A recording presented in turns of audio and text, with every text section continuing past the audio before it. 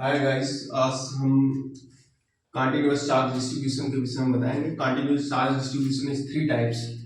One linear charge distribution in one dimension, surface charge distribution in two dimension, and volume charge distribution in three dimension. One dimension charge distribution, it is known as linear type charge distribution. We want to calculate the linear charge density. It is represented by lambda equal to q upon L. Like a wire, like safe charge distribution is positive charge distribute. Length of the wire is L. Then linear charge distribution in one dimension, lambda equal to q upon L. अब इस wire को हमने एक circle पे shape दे दी, इसको connect करके एक circle में जिसकी रेडियस r है। तो इसके लिए इसकी लेंथ जो इसका पेरीमीटर हो जाएगा सर्कमफेरेंस, तो lambda is equal to q upon इसका सर्कमफेरेंस हो जाएगा 2 पाई r, तो lambda is equal to q upon 2 pi r। It is the example of linear charge distribution. Next है surface charge distribution in two dimension. Two dimensional body shape में अगर charge distribute है तो उसको हम बोलेंगे surface charge distribution. Charge density in surface charge distribution, surface charge density sigma is equal to Q upon U. Two dimensional body है, कोई भी 2D की बॉडी, तो उसमें जो चार्ज डिस्ट्रीब्यूट होगा उसको हम सरफेस चार्ज डिस्ट्रीब्यूशन वहां पे कैलकुलेट करेंगे।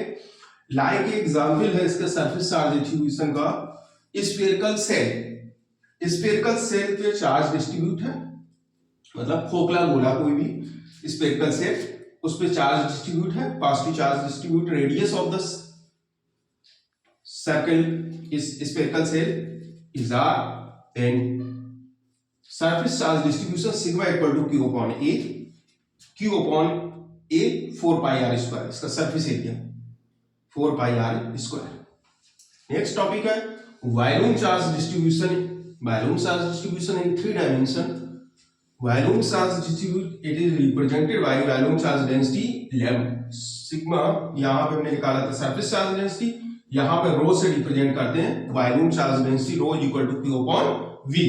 v is the volume. Charge को हम वॉल्यूम से डिवाइड कर लेते हैं। सरफेस में सरफेस चार्ज डेंसिटी में चार्ज को हम एरिया से डिवाइड करते हैं, और लाइन चार्ज डेंसिटी में चार्ज को हम लेंथ से डिवाइड कर लेते हैं। तो यहाँ पे वॉल्यूम से हम डिवाइड करेंगे तो q upon v, it is the volume charge density.